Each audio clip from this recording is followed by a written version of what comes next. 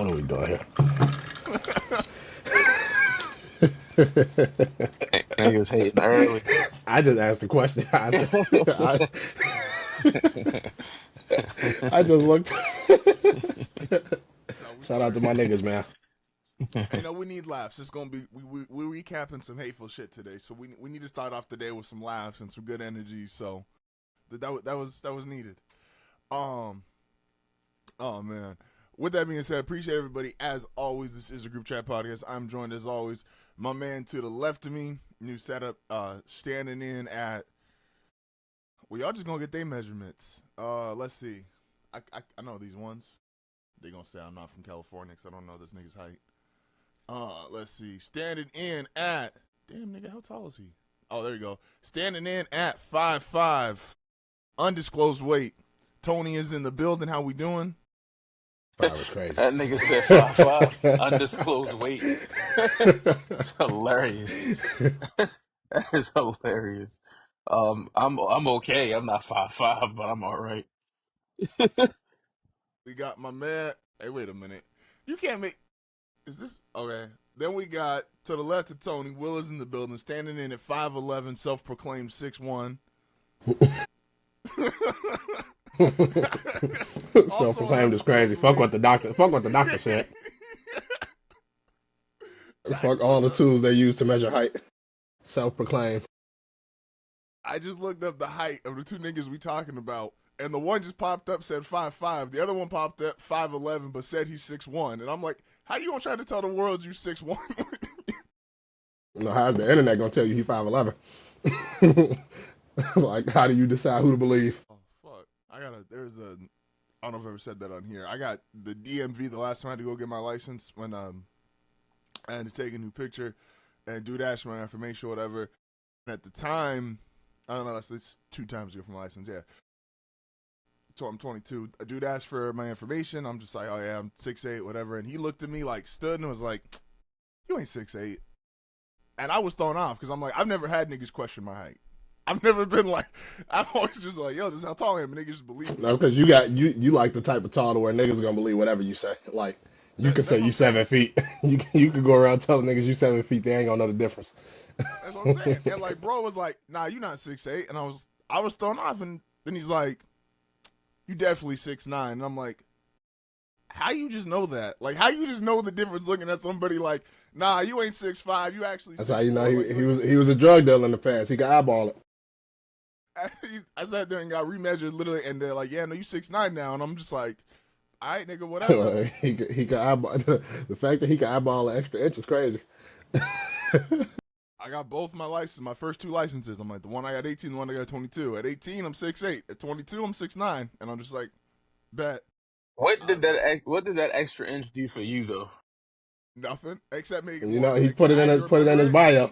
Put it in To his Niggas, just niggas put it in ask his me like, how Instagram tall you bio. are, and I had to remember that I'm 6'9" now. Like, that nigga that's said it. 6'8". That nigga put it in his bio. Justin podcast host, Hardfile Network, 6'9".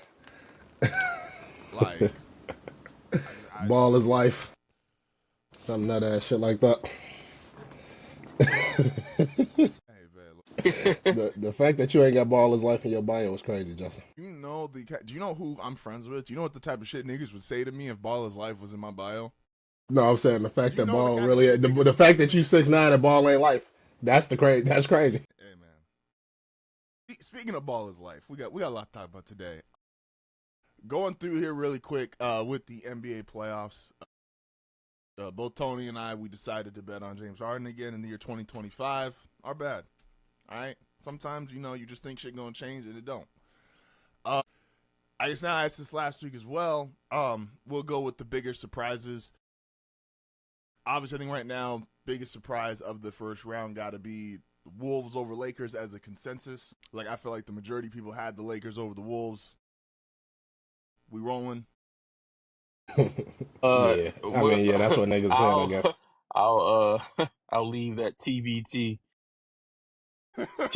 I meant I'll leave that TBD until later on. Lakers and 8. Um, we got Nah, I ain't talking about that. uh, um Or actually, let's start here. Who y'all got Rockets Warriors? You got another game 7 tonight. Yeah. I'll never pick Draymond Green to have success. Shout out to my nigga Draymond, man. No, I Will fuck with wild this Draymond. playoffs. Will's big up in Draymond and like shit on Jokic. Like Will is No, like I'm not the shitting on David Jokic at Wise all. in it. I've never shitted on Jokic. That's crazy. Like Listen, Knicks. calling somebody the best offensive player in the game of basketball and shitting on him. That's crazy. I would hate to be like really shitting on somebody. Like that nigga is like the compliments need to be A1. You from Chicago? You know what niggas say if you say Mike's the second greatest ever? Nobody would say that though. Like nobody niggas don't really believe that.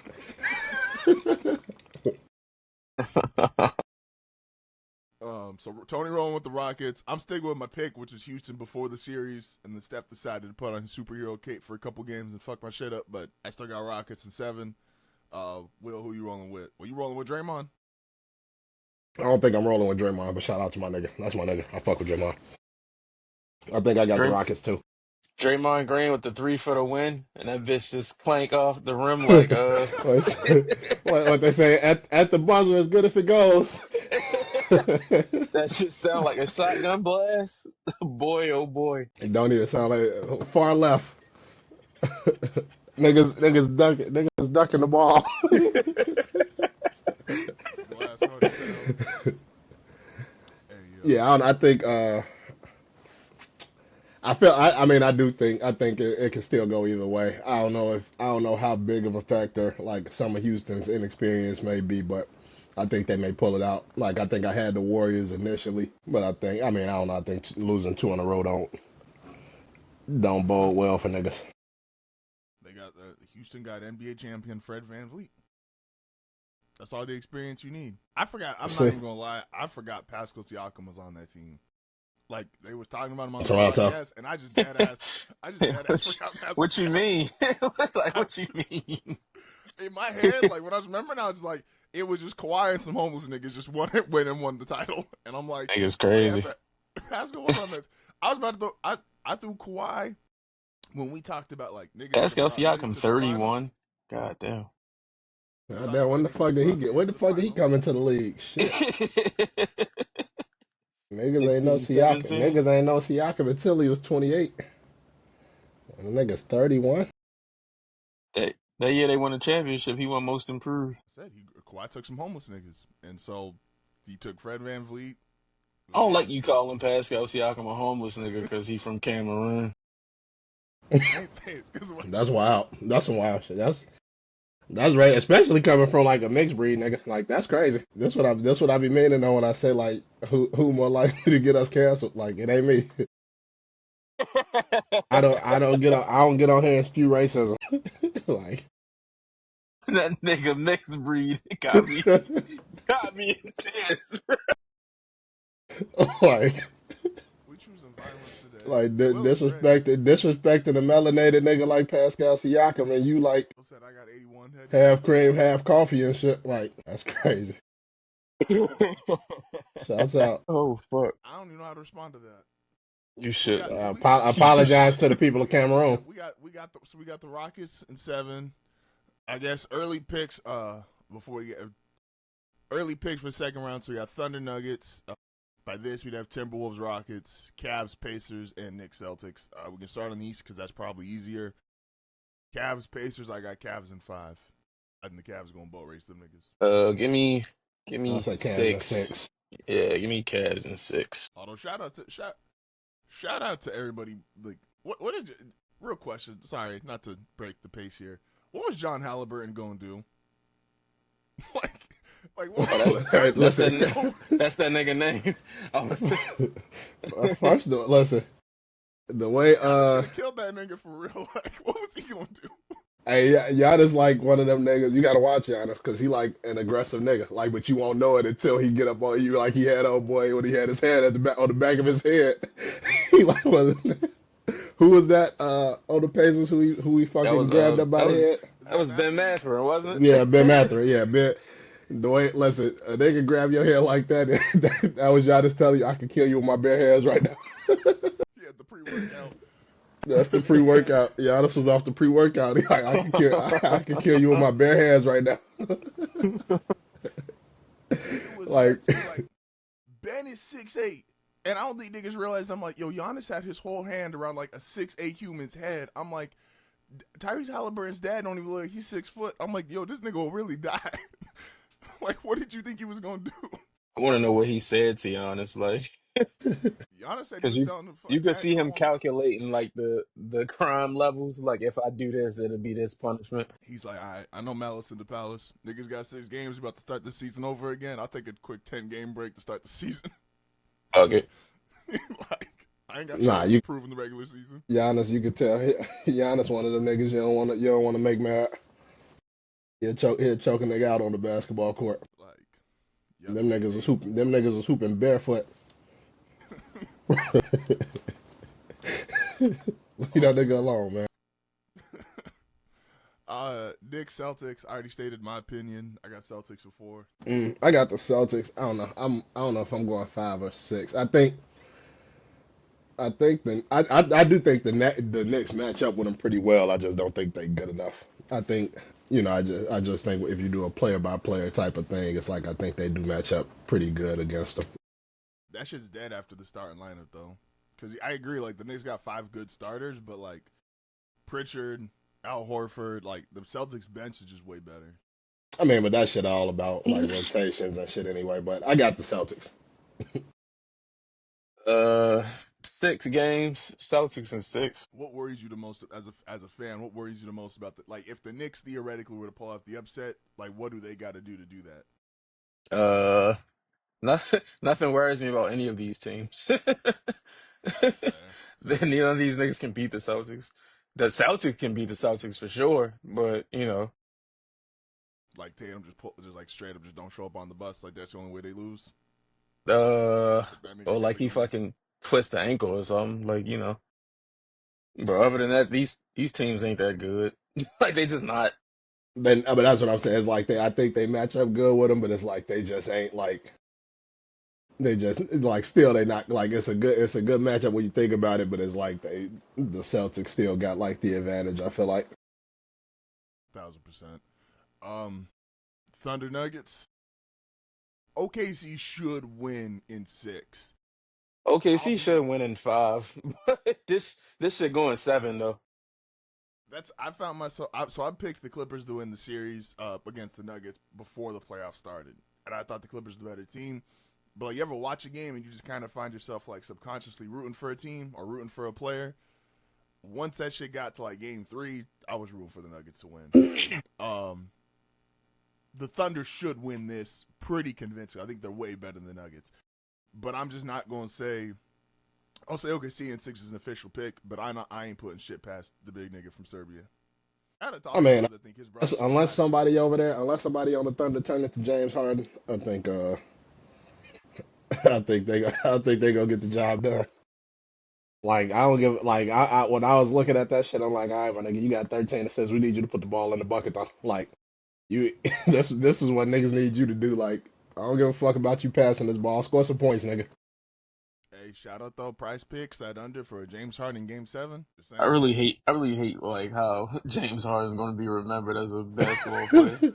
I really do. But it be shit That like shit's this. what's up. This is why like I won't argue with a nigga trying to put him over D Wade. Yeah, nah, you Like can't do it. the moments that matter. Like like the big moments. Do it. Shout out to Also, Dog though. He a baller. He be hooping in the regular season fun and in question. games 1 through 4 and 5 sometimes. And it's gonna be for a different episode. We was having a fun greatest head coach conversation, but another one is excuse me. Depending on how you view like career or peak playing with the team, who's the greatest Thunder ever?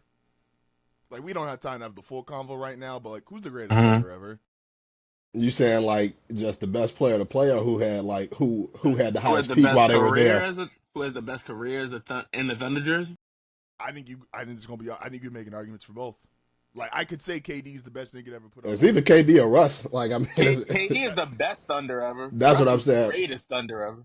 But it's like but it's like under KD being the number 1 player, they did make the final. So it's like yeah, Russ. As far as Russ's career while he was with the Thunder, he did had the triple doubles and all of that. So I think it could be an argument for both for sure. But I don't know, maybe not. Maybe it's Russ clearly.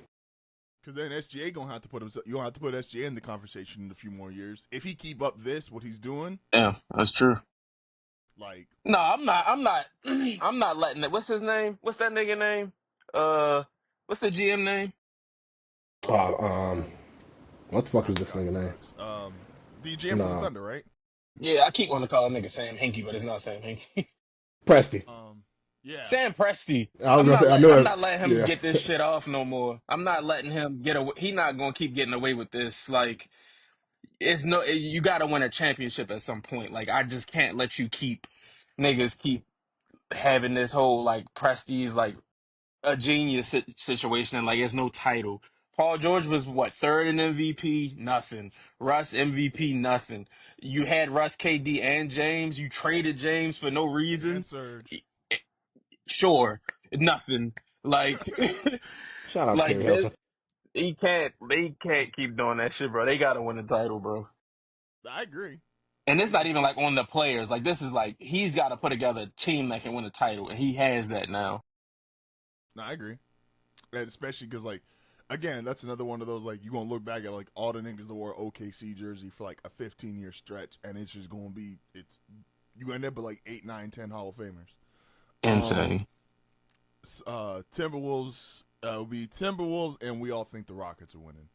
Um, I would go Minnesota in 6. I don't know if I like that matchup for the Wolves, man. No, I think that's a. I think Houston match up well against them. Like they got the athleticism to compete with them for sure. Mm, Shout out to niggas Might on be. like the I internet. think I'm Rockets if that come down to it. I think I'm Rockets in 7. Shout out to niggas on the internet who trying to start the like, yo, we in the double big era of basketball, and I'm like, have you niggas ever read like the Go to starting hell. five positions?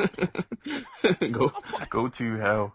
I'm just like, wait a minute, we calling power forward and center now? Like, oh, this shit is new. Like niggas figured it out.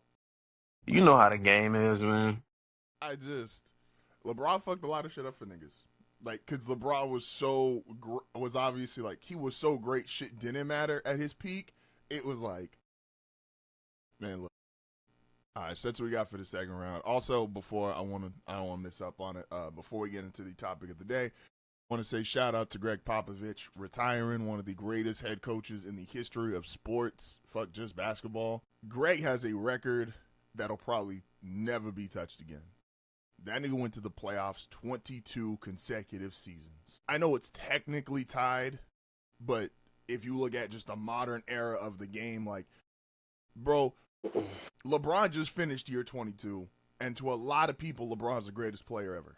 LeBron didn't go to the playoffs 22 consecutive seasons.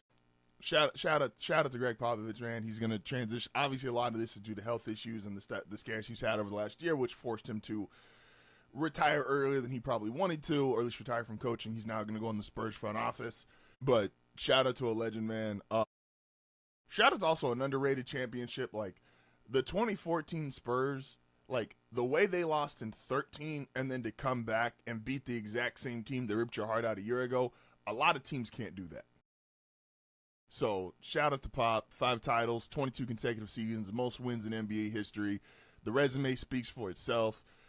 Again, we'll have the conversation on a different episode when we have more time, where Pop ranks in the greatest head coach category. But he's obviously on that. He's on the Mount Rushmore of basketball coaches. So shout out to Pop for a legendary fucking career. And also probably just like the most respected head coach in NBA history, considering like the other guys, one's probably too old for most people to really have a feeling about an hour back, and a lot of niggas just don't like Pat Riley and Phil Jackson for very different reasons. But if you want to just talk about like a coach that's just respected by like fans, players, peers, like Pop is probably number one as far as respected. I don't know if you want to throw any flowers on Pop before we go to the mass amount of hate we have to recap. No, man. You said everything. Shit, like Pop is a 1-on-1. one of the goats for sure. So shout out to him. Hope you enjoy this next part of your life. Deserve it. Shout out to that was the other like my last thing, Pop. Shout out to also niggas who stand on like what they believe. If you listen to Pop talk about life and understand like he is the head coach of a team in the middle of Texas, some of those quotes matter even more. with that being said, it is May 4th, which is, excuse me, depending on how you feel about time, it is the 1 year anniversary of what most people would now consider the greatest disc record of all time to ever drop. Man, we gonna recap this shit from start to finish. We are officially 365 days since Not Like Us dropped, and And after let me Jake's say this also, Justin. Let me say this. This go is the for it. first time we talking about this, and it's the only time we'll talk about it to everybody listening. Because Please. we weren't doing the show last year, so we never got around to it. So this is the first time and only time we'll discuss this That's topic what I in was thinking full. when we were texting. I was like, God damn. I was like, I feel like, I mean, and not on the podcast wise, but I feel like this has just been like an ongoing conversation since then. And I'm like, all right, I guess we got to do it. Stop since this happened. I don't feel like that's been us even just naturally just things. So I've never worried about that issue for us specifically. Obviously, it's the 1 year. No, we're not doing a 2 year or a 5 year or a 10 year. None of that shit. I don't know. I know niggas already have plans on other shows to do that Unless shit. more hate comes out, which I don't anticipate. Yeah, So we'll be talking about new shit. And I wasn't saying like as far as the show. I'm just saying like as far as it being the beef being the conversation in general for literally damn near the whole out of the last year at least 9 of those months. Well, let's start there. And again, we'll break this down as far as how the songs actually came out. We'll start with the easy question: is this the biggest beef in rap history? the biggest beef, I don't know if it's the um, biggest beef. I mean, like I niggas don't have died. know. Niggas died. It Like, is the Let's most stick with musically. Let's stick with musically. musically. Is it the biggest beef? I'd say yes, just because of all the things that have spawned from it. and I mean because of like this is the biggest beef in the social media age, so it's like it don't have any choice but to feel like the biggest. Like we don't know what anything else would have felt like if social media was around back then. See, that's man. 50 would have went crazy with social media. Could you? Oh, See, I'm See, but glad if social 50 a media job, didn't exist at that point, though. yeah, you had to go buy you like I mean when niggas was beefing back then, you had to like catch the DVDs and shit like that. Like you couldn't just like open up your phone and see a nigga on Instagram live. Beef DVD, You had to go, nothing like a you had to fresh go get the beef beef DVD. DVDs. that's See, this beef, I don't know, beef. This shit don't hit like it did back in the day, but it's cool. Shout out to Drake and Kendrick. The threat of Y'all niggas, violence is just not in the air anymore. yeah, yeah. Like I don't think, like, you know, whatever. Shout out to them niggas, but yeah, it was cool. It was some good I rapping. mean, I don't know. I didn't follow up on the story, so I don't know if they ever actually found out who did it, quote unquote. They shot up there. They apparently shots were found outside Drake's house. It was like 2 days after, 3 days after, and Will was. We didn't get to record, but on messages, Will was definitely telling Chubbs he was supposed to stand outside L.A., and that was definitely a threat of violence. He I said mean, Chubbs but was gonna shoot we down don't the know if that's street. a result. We don't know if that's a result of the beef or if it's just a coinky dink. You There's a know, lot of rumors of who was involved in that Drake shit, and it was not Kendrick. that's what I'm saying. So it's like we don't even really know. Like just the timing of it made everybody associated with the beef, but we don't even know that that's where it spawned from. Canadian niggas give. I don't need the update, but update Like if them I'm niggas Canadian. look like John 50 was running into each other outside in New York. Was it MTV or BET where 50 walked into the crowd? The BT BET. Awards. That's a wild nigga. Hey niggas, he said we get. He ain't even trying to rap. He just put the microphone down and said we can do it right now. Who want it? Oh man, shout out to 50. So starting off, we got to. Well, I don't know. Do y'all consider first person shooter or like that the start of this? I feel like it got to be like that. Okay, I agree. I just know a lot. See, I didn't. Now Kendrick hated this man, so far be it for me to say what the fuck pissed him off or not. I remember listening to first person shooter, and at no He woke point up of in the me morning. That's what pissed him off. like at no point of listening to first person shooter did I think, damn, like them niggas was like either clowning Kendrick or going at Kendrick. Like I didn't get that feeling at all. Like the song came out, the video came out, and the only thing I know was like Drake was talking about because he was I forget if he was tied or passing Michael for like most number one hits as a solo artist. And that's when I realized I was like, I don't give a fuck about none of these accreditations. Like at no point is I don't care how many number ones Drake got, you ain't got Mike's number ones. Um, so I never viewed first person shooter as a diss. Kendrick took it vastly different. We I don't kind of think he took it discussed. as a diss though. I think he I think just he just wanted to make he it wanted clear to that like. I I don't think disagree. I don't. Yeah, I was gonna say like I don't think he took it as a diss. It was like, you know, I think he, like you said, he disagreed and he figured he would take shots. And I don't even know if I mean, yeah, I don't think he took it as a diss though. Valid, valid. But I mean, I guess what part in that could have been a diss to Kendrick? I don't think there was one. But again, That's you what I'm reference saying. So first it's person like shooter and like that, and so that's where a lot of people will tell you that like, oh, first person shooters are pop. People know there's underlying issues that popped this off earlier, but like musically, what popped this off is they only associated to first person shooter because of the fuck the big three and the Mike Jack shit. Like that's the only like he could have took shots at Drake and not used those two references, and it wouldn't have, and niggas wouldn't bring up person shooter. It's just because of the references that he made from that song. I'm not mad at that. I'd agree. I didn't view first person shooter as, to me, the shit popped off with like that, and I was late to like that. Late being a couple hours because I don't listen to Future like that, and so It's a when character flaw, may I say. that's fine. And so I all I hear is just I go on Twitter a couple hours later, whatever, at the end of the day at work, and that shit's going crazy, and it's just, oh, Kendrick said this, Kendrick did that, and we kind of talked about this earlier in the week in text, where it was like certain albums and certain songs get ruined. I don't know, Tony, if you had this experience because you obviously listen to Future probably more actively than us, is because that verse and what he was saying became the focal point. That kind of took. Do you feel like that took away from the album as far as like how people reacted to it? I don't know. Um, but obviously Kendrick sits there and starts saying he says what he says, and like that. What was your first impression of like that when you first heard it? Uh, shit, that's a great song to me. That's probably it's top three song of 2024 to me. And it's like if just from like a quality of the song, like if Not Like Us don't come out, I still think that's like the best song of the year. Um, but for with that whole thing, it's just like obviously people are going to gravitate to Kendrick's verse as they did. But that only brought more light to the song, so it's like that didn't impact the song in a negative way for sure.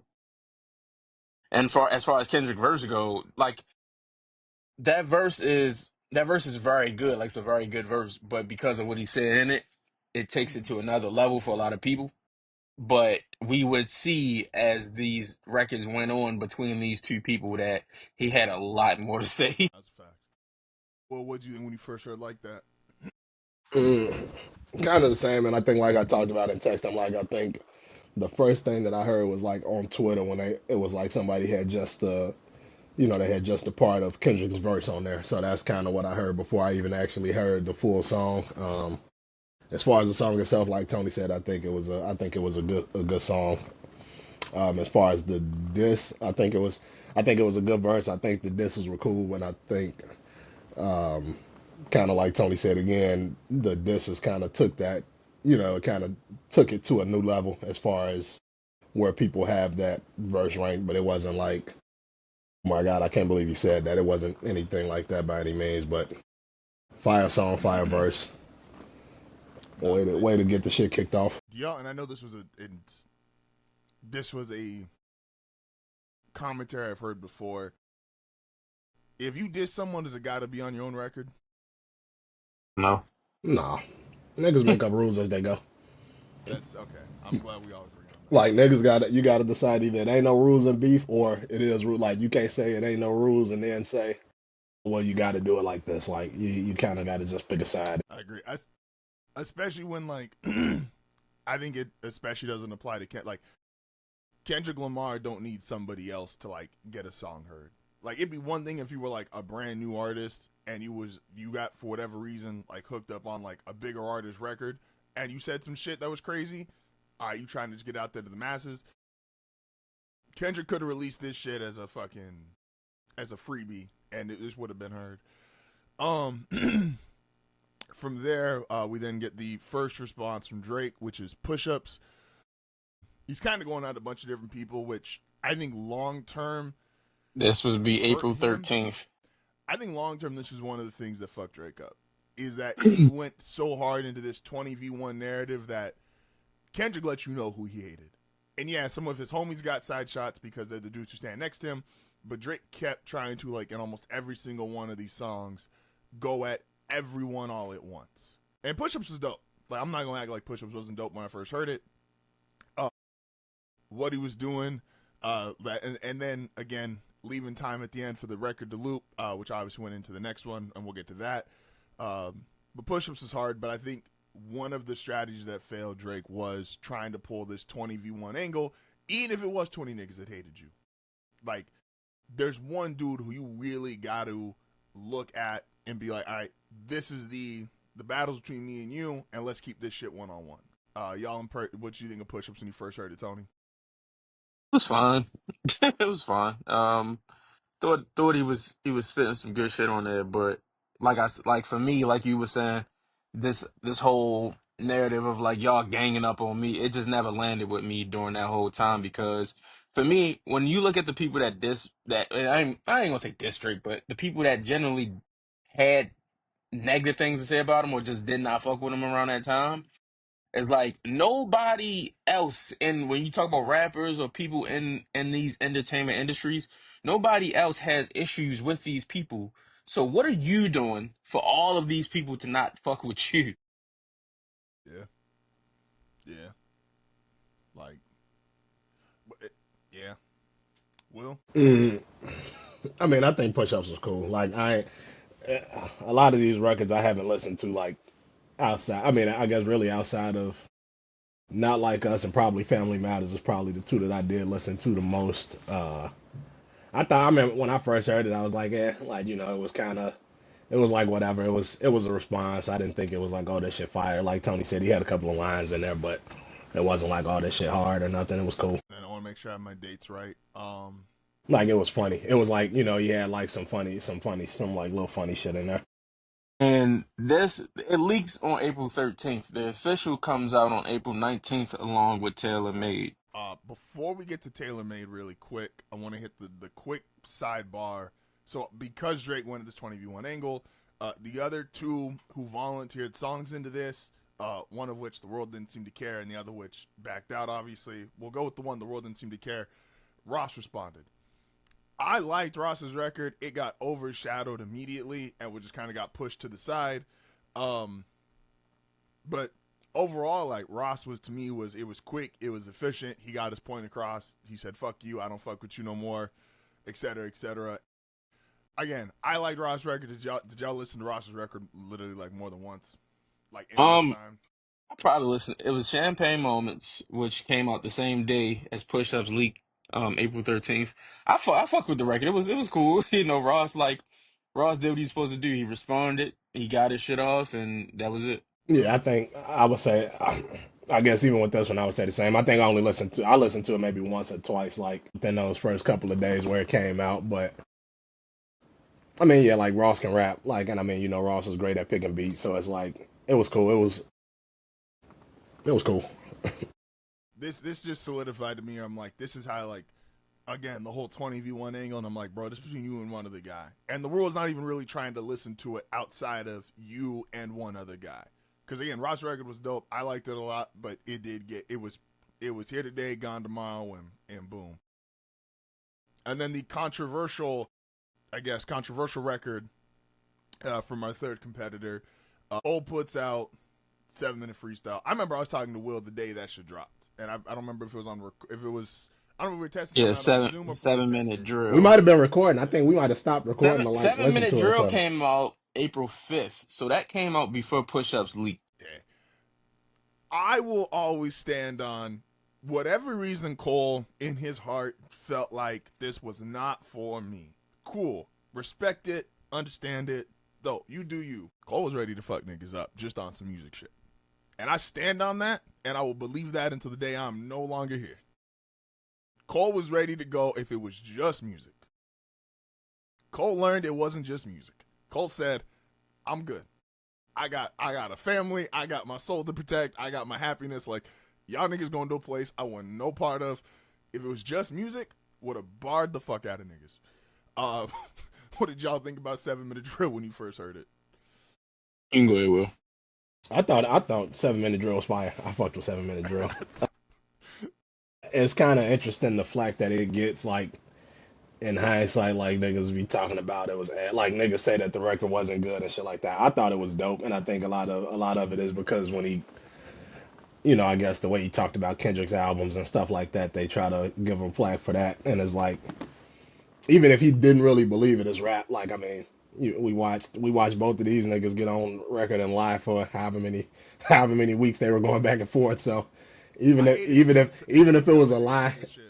yeah, even if Cole was lying about what he thought about those albums, actually, it's like we didn't care about niggas lying for 10 records straight or however many records they was dropping back and forth and shit. So it's like I thought it was dope. I think he could have dropped his record and fell back like once he found out what he found out. But I think what he get the most flack for is what he did at Dreamville Fest.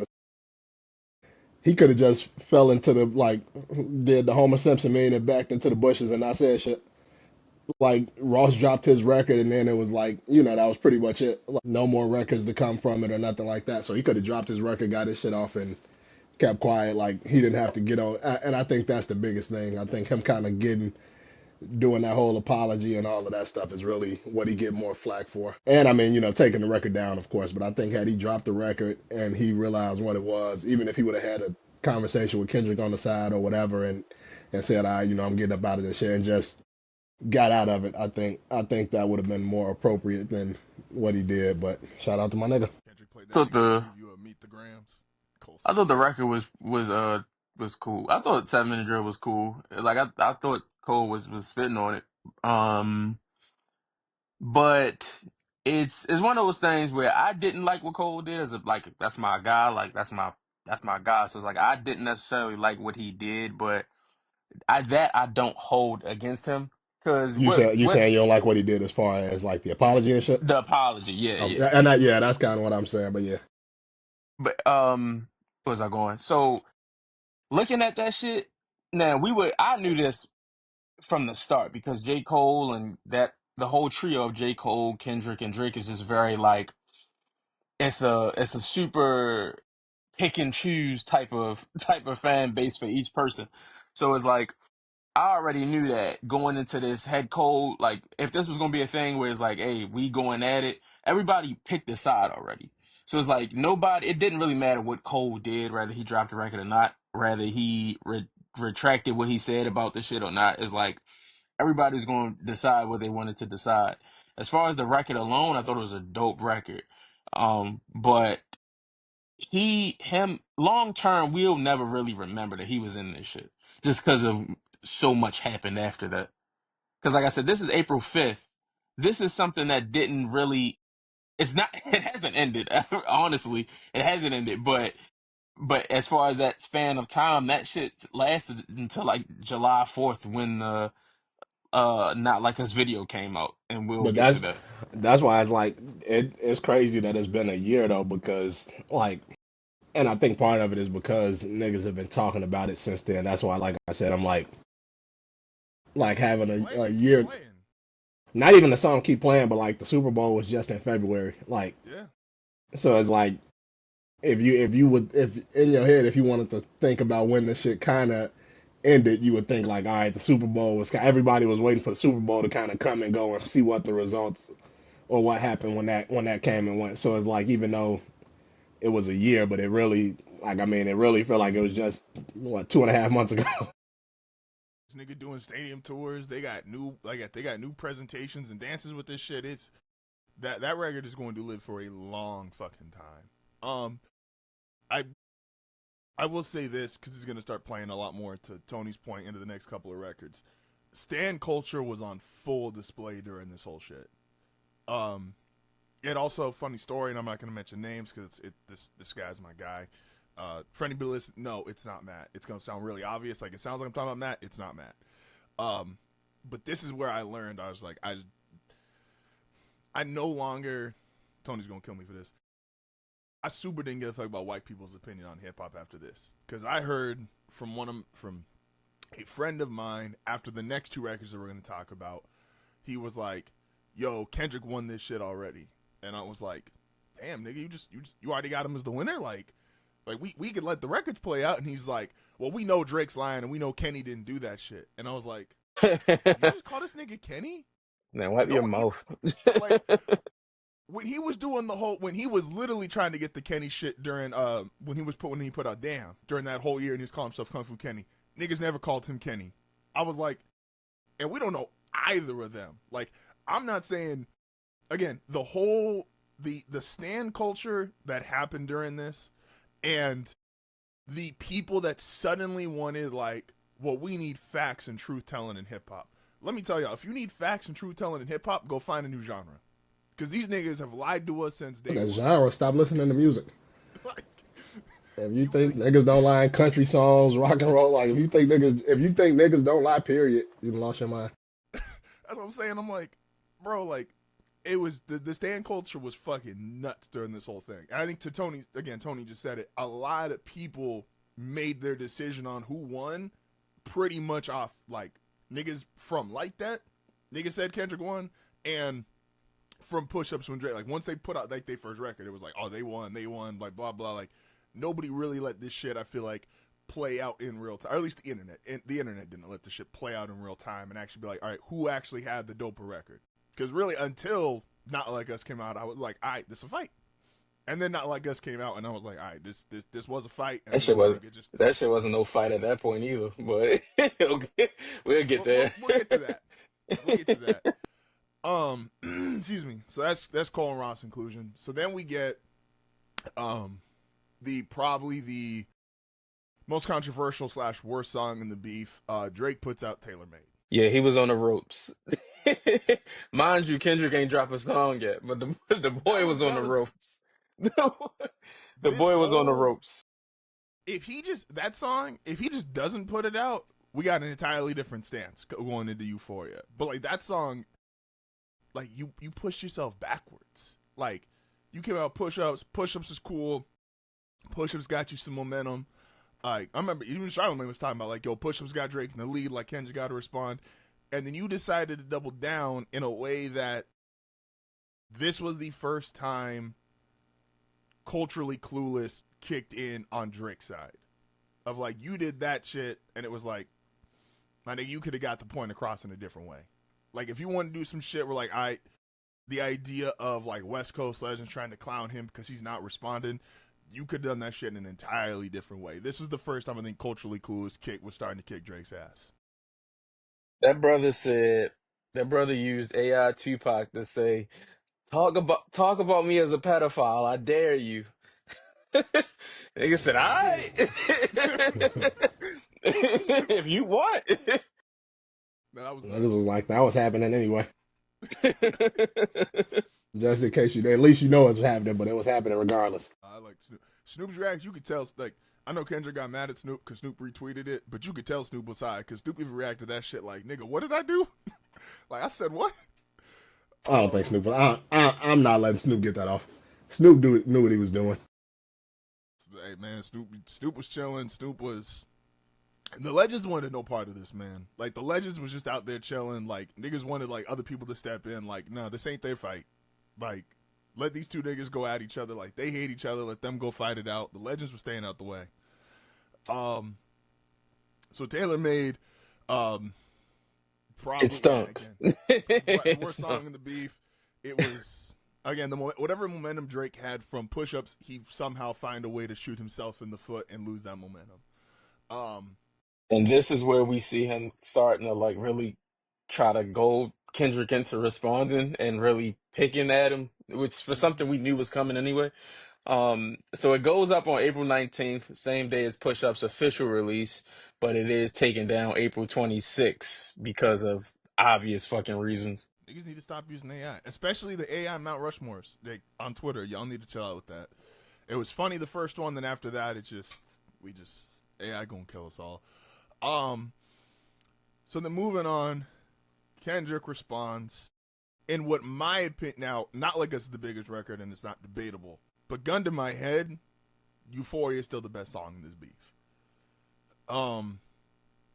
Euphoria comes out and Euphoria April is 30th, just for reference. It comes on April 30th, 11 days after Push Ups. And people, you motherfuckers are ridiculous for saying, like, he took too long and, like, all this stupid shit that y'all was trying to get off because y'all like Drake. well, niggas just as you. It's I to me, that's just you could tell who was over and under, who was over 25 and under 25 during this because But the no, kids who see, have no context that's not during that. even a thing because mind you, like old niggas was saying this when they saw Takeover come out in like September. If it didn't come out till like December, so it's like I can't even let that be like a young versus old thing. Like this was old niggas saying this stupid ass shit. Hey man, sometimes old niggas need to retire earlier than they want to. The again, like there's, I guess, to the conversation point. It's a podcast. Let's talk. Is there? And I think there is. What is actually the quote unquote too late to respond? It's never too late to respond. So I think I Push disagree with that. this whole shit. We are here in part because Drake dissed Pusha T in I think it was December of 2016. Pusha T didn't respond until fucking what was that April or May of 2018.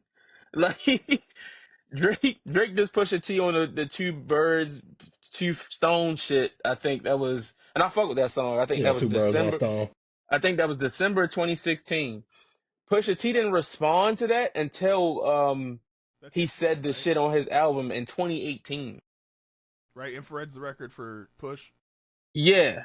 Yeah, firearm. Shout out to Push. Um, the okay. So my only thing with the is there too late? I think there is because a lot of times when certain niggas get dissed and if they just don't want to acknowledge it, they just let time pass and it is what it is. And that's there's. I'm not saying now. Obviously, But it's when like, niggas are but if stars, you're not gonna respond, then you're not gonna respond. But if a nigga respond 2 years later, then it's back up. that's what I'm saying. But like, I would say 2 years is like, all right, we wilding a little bit. Like, if it's both comparable, because niggas are gonna throw shots anyway, and so I don't want to say like I think there's a difference between like a full on diss record or diss song versus you just throwing a shot. Like if you just have like a one line throwing a shot in this one song, and it's a nigga might take it a certain way, cool. But when you actually respond with like a legitimate diss song, I'm making this to say fuck you. There's I don't have an exact timeline, but there is a theoretical. Okay, we took a little too long to get this going. Theoretical timeline.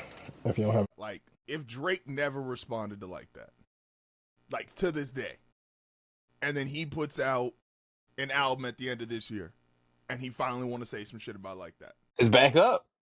and it's back. Like I mean, but because it's like if like this is because I mean this is the same beef from however many years ago when they first started like kind of going at each other. Like so it's like this ain't a new beef. So when what's too late? Like he dissed Kendrick dissed him in a cipher. Like so You got what's too late if this is an ongoing if we beefing like it's up whenever I feel like it's up. Like I never said the beef was off. do y'all feel like that even though we have a consensus winner, do y'all feel like if Drake said something now, do you feel like those same rules apply? Like it's up again?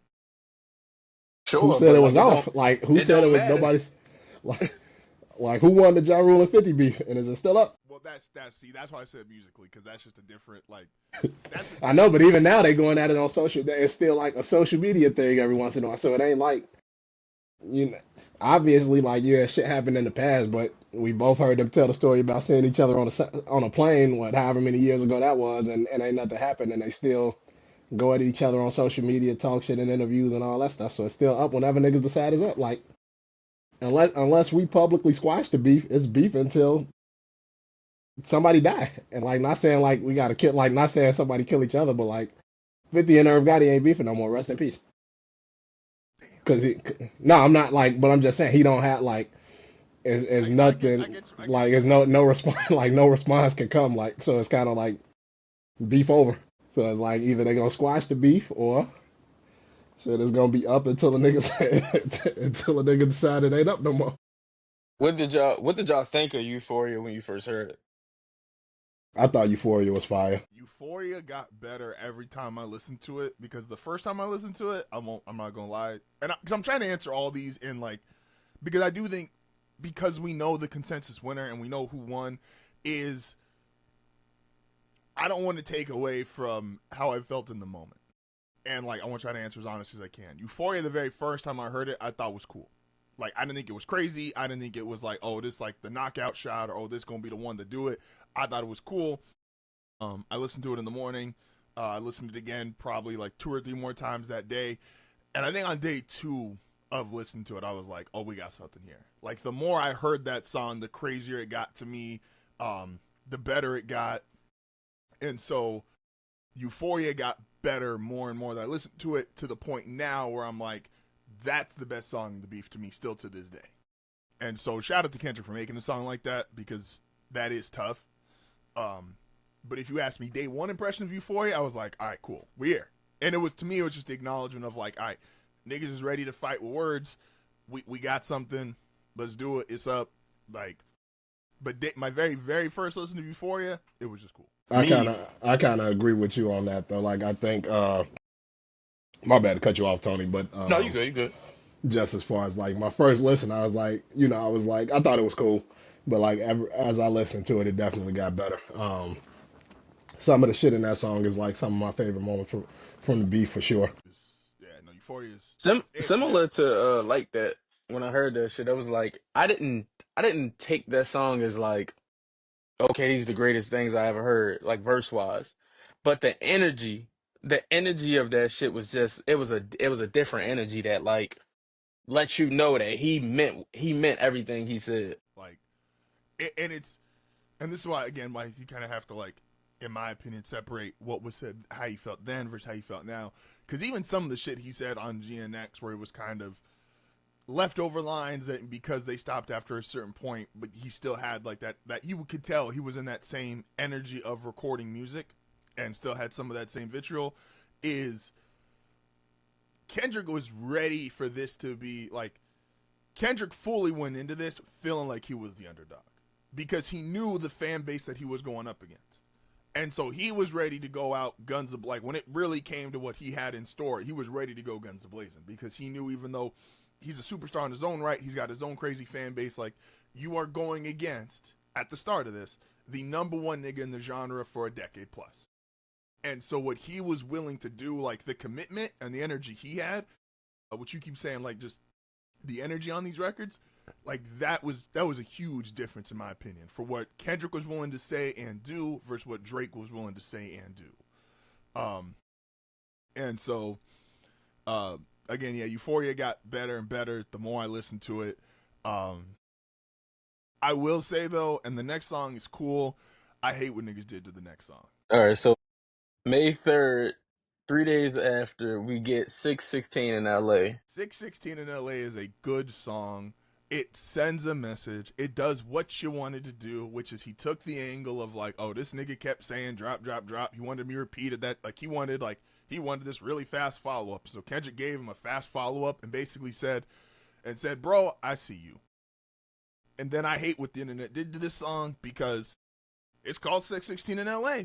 Nigga dropped it at 6:16 in the morning. It was like, oh, okay, that's cool. You know, you dropped it at a non-normal music time, right? Like, niggas don't put out records at 6:16 in the morning.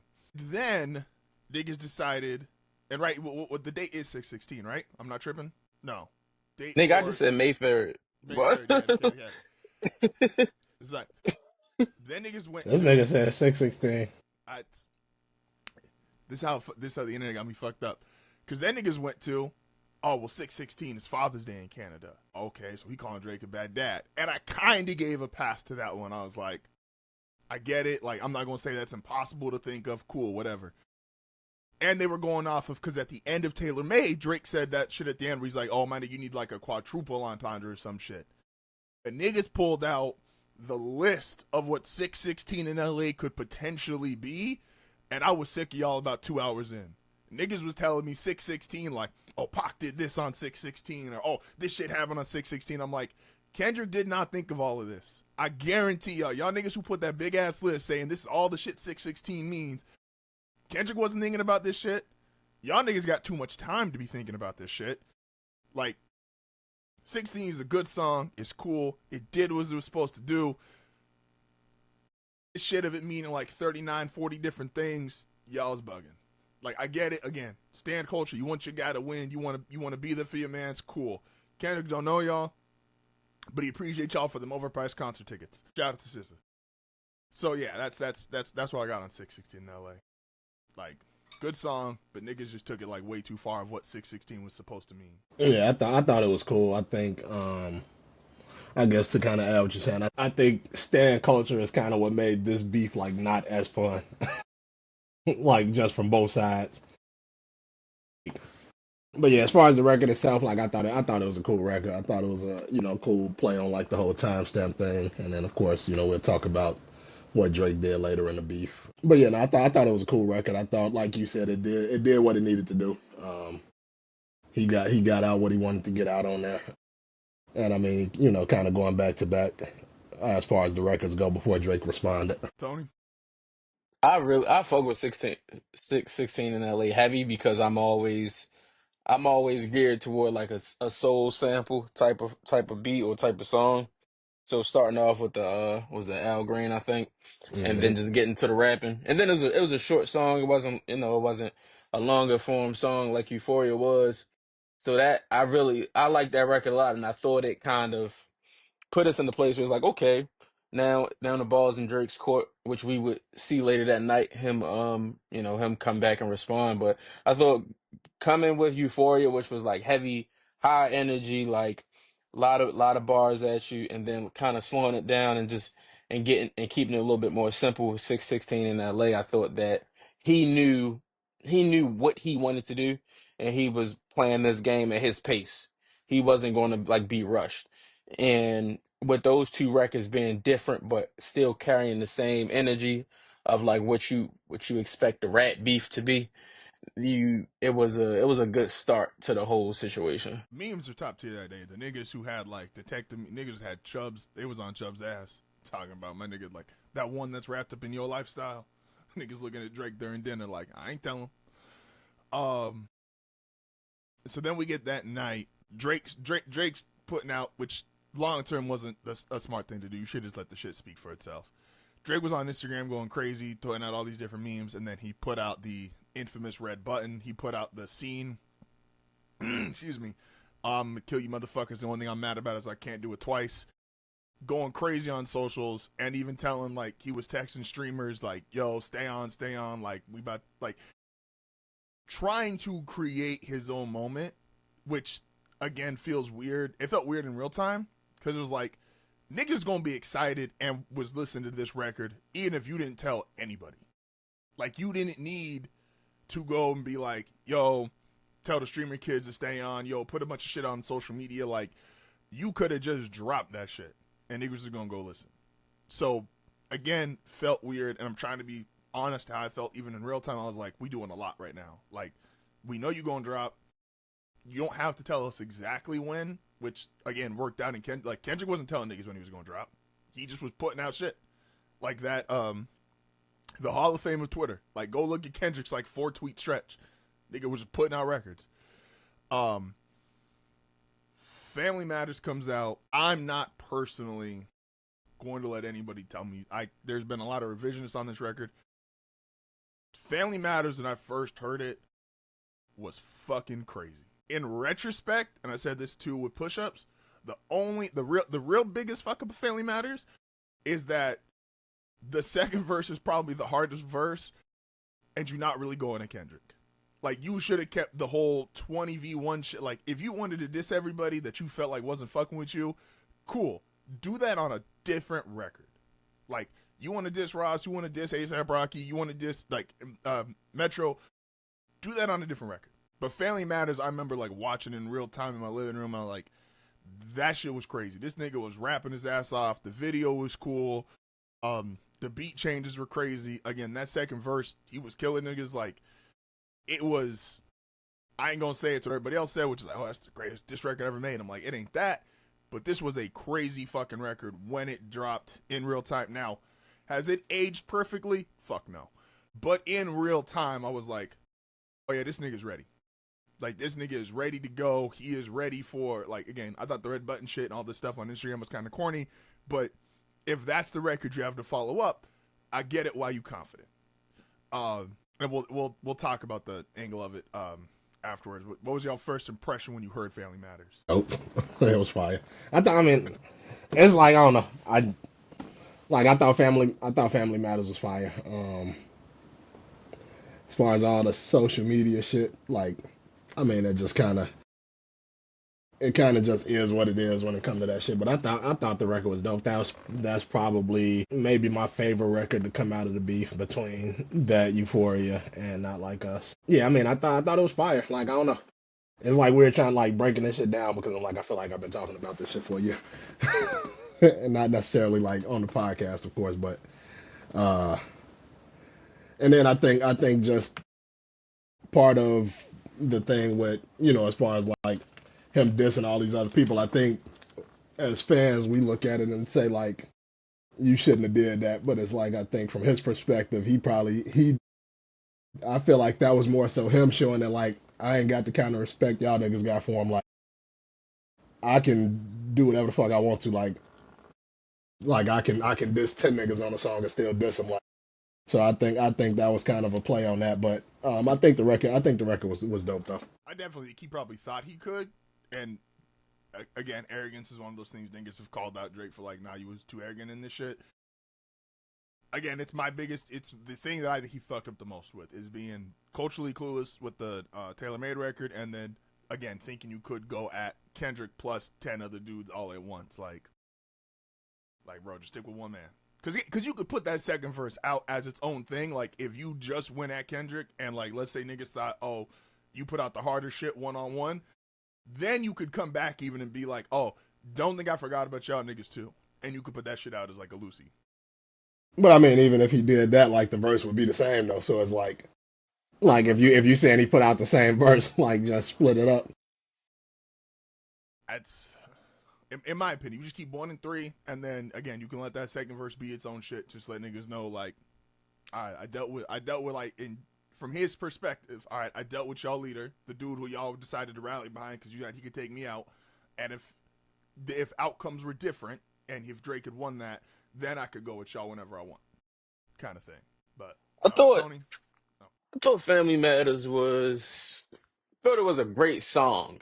I remember saying this at the time, like I thought it was a great song, but this ain't we clearly we clearly knew at this point in time based on that Tuesday up to this Friday that the nigga he was in this thing against was not making songs. He was rapping.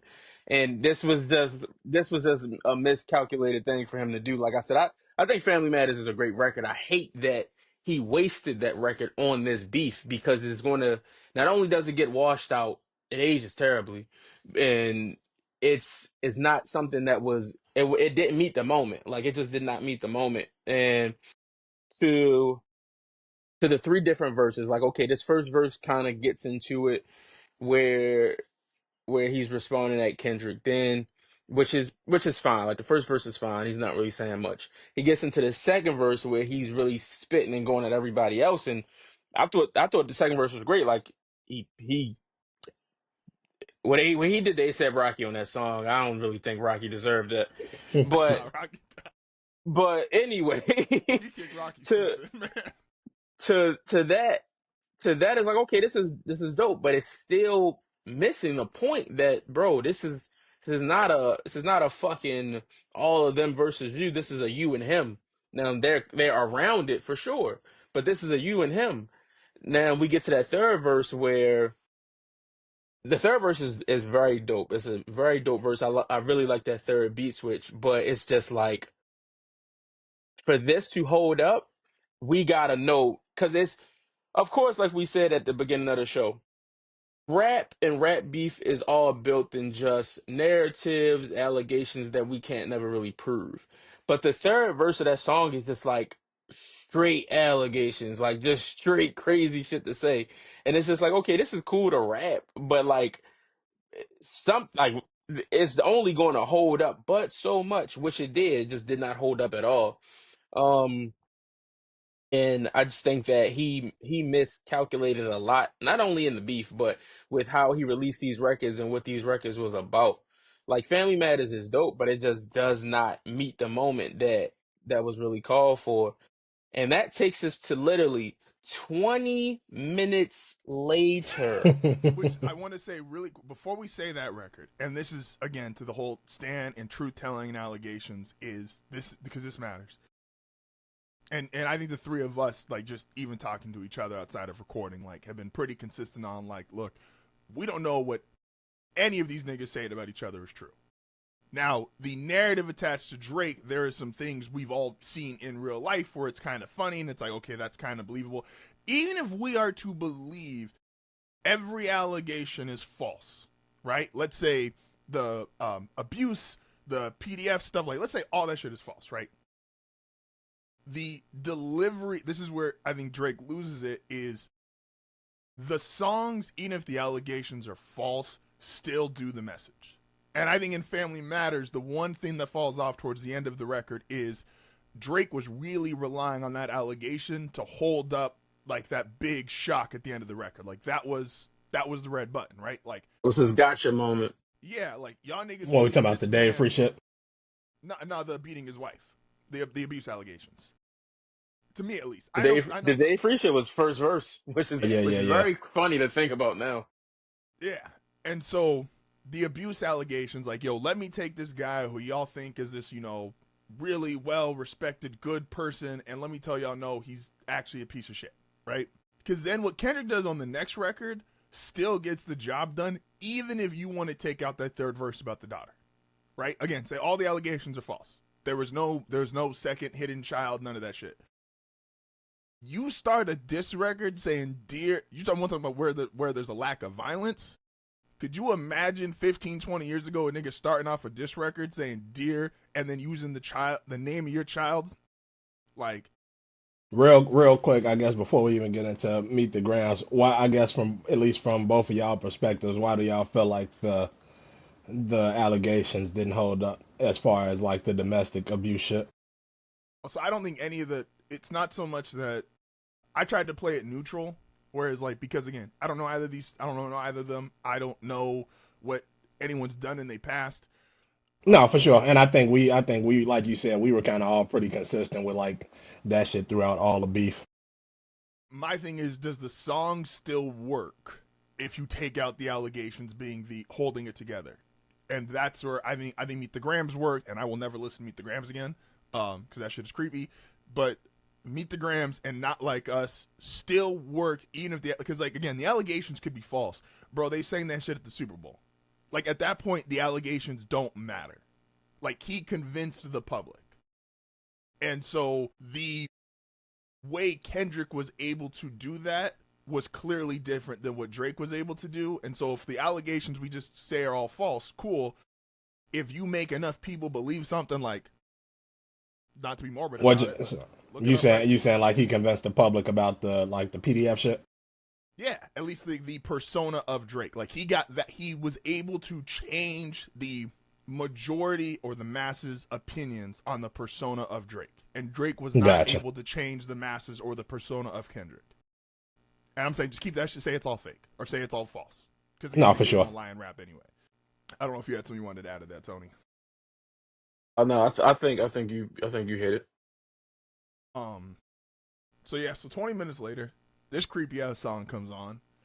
And again, I'll never listen to the song again. But this song is instrumental because this was the start. Like, I don't, like, Not Like Us obviously has the line. This is the song where he did decide to start out with, hey, bro's a PDF. Like, we are starting the messaging now. And so to put this out before Not Like Us is fucking genius. Because you have started that train of thought for people who Drake put out this, like Tony said, great record, the song. That shit would have, if Meet the Grams doesn't drop, that shit rings off all Friday night.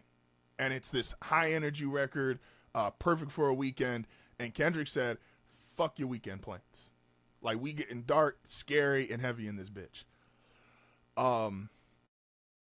Yeah, what'd y'all think about Meet the Grams when you heard that lovely piece of music for the first time? Because this is when It's I knew this nigga art was at its not mentally finest. stable.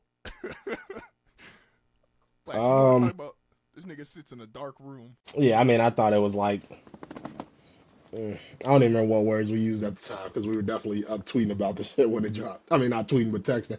We were definitely in the group chat talking about this shit when it dropped. And I haven't. I don't know if I've listened to it other than that one time. Right. Is this nigga froze for you too, Tony? No, I can he good. I can see him. It just looked like he froze. I But could. that's what I'm saying. I can still see you. It just got you froze. Maybe click your camera, a little button on there, and turn it off and turn it back on. But no, I mean, I thought it was like, it was in the spirit of the beef, I guess. Another, like, I mean, I think we were all on the same page to where I'm like, there you go, you good, Joe. I'm like, I think we're all on the same page to where like, yeah, this ain't something that I'm gonna have on loop by any means. Y'all niggas is sick that was listening to this shit. Cause this shit was like this was like a top 5 on like iTunes for like a week. I was like, y'all niggas need therapists. Like, I don't know if you could have listened to that song and be like, oh, this shit hard. But it was, but like, but in the spirit of the beef, it was like, yeah, this is crazy that he talking to this nigga like this. It was more so that reaction, like the shit that he was saying is like, damn, it's crazy to be talking to a nigga like this. But it was like the song itself, it was like, one, I ain't gonna be listening to this shit. And like I said, like any niggas who listened to that, it was like, oh man, this shit is fire, this heat. Y'all got issues. That Like nigga y'all talked to niggas his need whole help. family. He said, That shit, man. mom, dad, son. He said, nigga said you should be in the cell with Weinstein and bro. Like that was hate. I think that was when this transpired. I think that was when Tony first started like saying like this ain't rap beef. Like this is hate. Capital HATE. No, Tony was saying it was hate before, way before that. Like, No, I knew but when I Euphoria think came out, this was a hateful situation. once once Meet the Grams came out, he was like, that was Tony, like, I told y'all niggas moment. That was like, it was like, see what I've been saying. But he was definitely saying it was hate from like the start, damn near. That's But My funny. whole as soon as Meet the Grams dropped, it was like, yeah, this is hate. You right, my nigga. This is hate. my whole thing about that, and let me start with my thoughts on the song. When Meet the Grams came out, I was like, okay, obviously you coming off listening to Family Matters, you just going through the tweets and everything like that, and I'm still in that moment. Like I said, for me, I'm like, okay, this is a great song for sure. Like this is a great record, but like Drake has a bunch of these, so it's like that didn't move me to be like this changes anything as far as this back and forth goes. So when Meet the Grams come out, and the first thing, the beat is already eerie. It's the Alchemist beat. So the first words you hear this nigga say is "Dear Adonis," and it's like, all right, bro, this shit over. This shit over for me. Like, right? That shit was done for me at that point. I'm like, all right, this is if you wanna like if we picking winners and losers, this is a winner. Like this shit is done with. Like we don't really even need to keep going back and forth about it. So as the verses go on, then the niggas say dear Sandra, and I'm like, all right, we going a little far. This shit is getting out of hand now. And then he say his pops, and I'm like, I'm like, this nigga is writing a letter to his family right now. What he said the last one, He dear baby girl. and then it's like, all right, we're doing a lot. We're absolutely doing a lot. So I'm like, but I at legit that point, don't think I listened to that song after that. I might only listen to that song once, like when it first dropped, low key. That's at I crazy. that can't point in remember ever time, replaying it. at that point in time, I'm like, okay, it's not.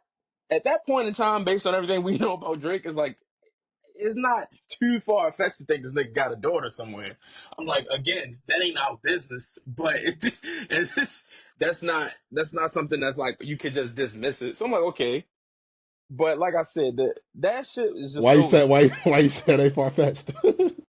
that shit ain't far fetched to think Drake got a daughter somewhere, man. It's not far fetched, but like that song is so dark and airy.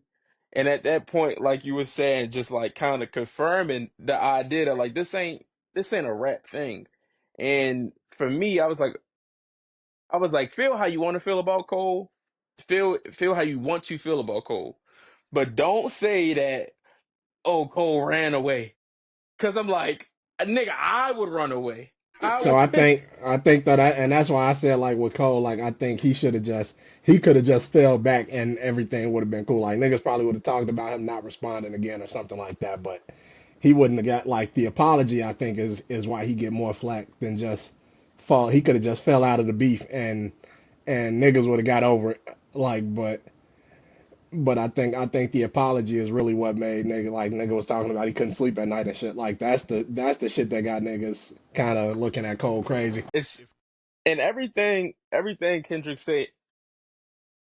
No, no, no. I was just going to say everything that Kendrick says in this song, from Drake like in minors to Drake running a sex trafficking ring to he should die. He told Drake's mom, "I think the nigga you gave life to should die." told his dad you a piece of shit and you raised one. No, he said you a piece of shit and you didn't even help raise this nigga. The Mm, nerve of mm, you, mm, Dennis. mm. The Bro, nerve of you, Dennis. He told But I he told his son he told his son do some push-ups. Don't fuck with the surgeons. He said don't hide the woman you love like he do your mom. he said I that's wish your wild. grandfather would have wore a condom. You know how But weird that's why that like I that think skip a though like generation?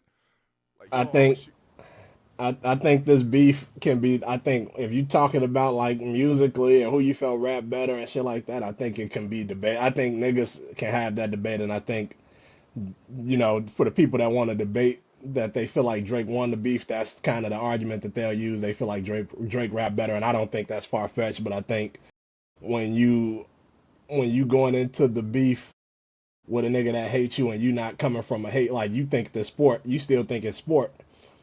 Like you think y'all niggas just rapping and this nigga ain't just rapping. And I think that's so it's like I don't necessarily think whether it was the 20v1 narrative, whether it was him dissing other people on Family Matter, none of that shit mattered because Kendrick was operating from a standpoint of hate. No, So it's that's like valid. so it's like it don't I don't think it was anything Drake could have done outside of coming back with hate. That's So and that's kind of I think that's really what it came down to. no, that's valid as hell. And again, this is another stupid rule niggas decided to throw it. The amount of rules niggas wanted to add to beef, like mid beef, was wild.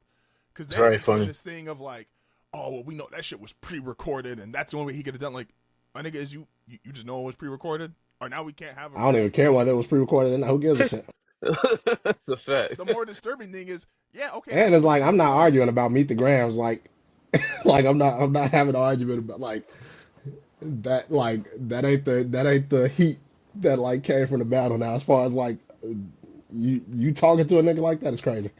that's to say, like, Talking to this nigga family like that is crazy. But I'm not arguing about like when the fuck Meet the Grams was recorded. It could have been recorded 6 years ago.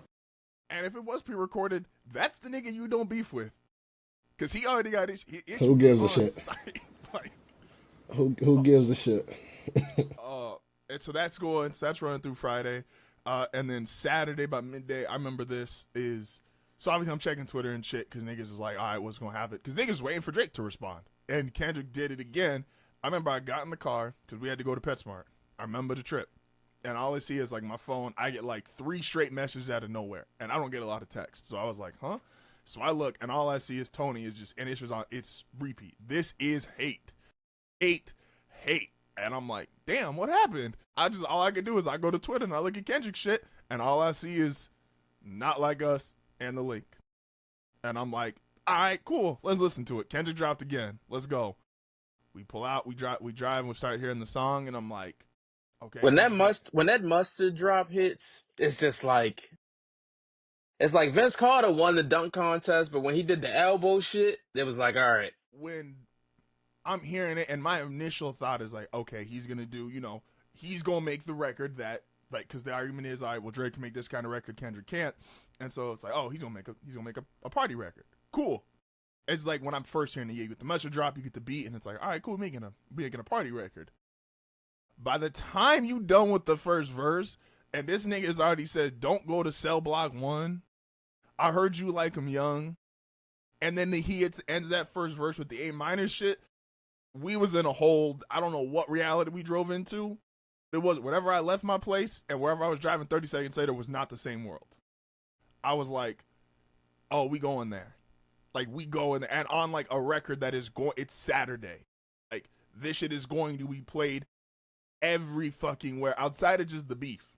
Like, bro has the party record that is going to be going fucking crazy, calling you a fucking pedophile. I don't know how many songs like y'all hear and like that first listen is like a memorable experience. Like not just like, oh, that's a good record, oh, that's a great record, but like you No, know this is top when, five. where, It's top five. like you remember the clothes you was wearing, you remember the socks you had on, like what you was doing. Like I went to PetSmart. I've gone to PetSmart. I go to PetSmart mad times. I don't remember 99% of those trips. I remember that one. I vividly remember where I was at and what I was doing when I was shit. I remember the face I made when he said certified lover boy, certified pedophile. That shit was so crazy. Bro, Tony had to remind me when he said the line about Baca. I was like, I didn't remember who the fuck he was. Tony was the one I think put in the text where he was like, oh, I remember Meek saying some shit about like nigga had a weird case. Could not yeah. remember what the fuck Meek said about him. But I was Googling. I was like, I need to know now. Because I'm like, Kendrick told me he had a mole. Kendrick telling me this about these niggas. I'm like, and he got the whole This fucking, the artwork of like the fucking, his the house with the pedophile mad website. registered sex offenders. Yeah, I was like, hold up. Now I need to start Googling. I was Googling Baca. I was It's Googling. it's definitely the best diss artwork for sure. Oh, That's yeah. like you can't debate that. That's That shit the was best nuts. this artwork for sure. Man, this beef, I was about to say when Justin was talking, I was about to say this beef showed me that the information given in situations like this is not necessarily what people focus on, it's who it comes from. Yeah. Because a lot of things that was said, Meek told us at this point 9 years ago, but we just did not really care because it was coming from Meek at that point in time. And back to But back was fire. yeah, exactly. So it's just like when you get somebody like Kendrick to say this shit, then it's like, wait a second, he got who around him, and they they went to jail for what exactly? And Yeah. and for Kendrick, like not like us is such a great record because obviously it's a mustard beat. It's a West Coast like centric beat. It's a it's a fun beat. It's a fun song to listen to outside of what he's saying. But when you're able to get off the shit he got off in that song, like acapella, not like us. Like take the beat away, just acapella those lyrics. This is an insane record to even like play. This is some shit Eminem would have made in like 2001. Hey, shout out to the DJs that was like trying to like drop the beat for pedophile. Like, that shit. He was getting it off too. To this day. To this day, niggas getting this off. I done seen this played at festivals. I've seen this played at my niece's dance recitals. My niece was 12 at the time, maybe 11. I've seen this played at 12. Yeah. I've seen this played at dance recitals. I've seen this played at family functions. I've seen this played at concerts. It hits the same I was every just at a wedding single 3 weeks place. ago. Shit, you just hear that beat drop 3 weeks ago, and that was over. I don't It's I don't remember a song to once you hear the beat drop, it incites like a universal oh shit from everybody. It's been a while since a song like that dropped. yeah, that shit was crazy. Uh, Will, where were you at when you first heard "Not Like Us"? I don't know. I don't know. Like I don't know. I don't remember. I'll say I don't know where I was at. I don't know. I don't know what I was doing. I don't have like the stories like I guess like y'all got as far as remembering exactly what you were doing in that moment. But That's because that's y'all for niggas are sure. kids. Like that's Yeah, just some for bad sure. shit. Like I'm like, Yeah, yeah. I don't give a fuck about no rap beat for my son. Cause what day did it drop? What day was that? That was This was May Saturday. 4th. So May. So okay. So a year ago today. So I wonder. It depends on what day of the week it was. I for sure was probably with the kids, but it was probably not like us. Was probably my most played song. Probably one of my most played songs from the year for sure. Probably top four at least. One of my top four played songs for sure. I mean, like y'all said, it's like it's a party record, and then like just on top of the shit that he was saying. Yeah, I don't know. I think I think this for me. I think this is one as good of a diss it is. Like I just like the song and the beat also. So yeah, man, fire.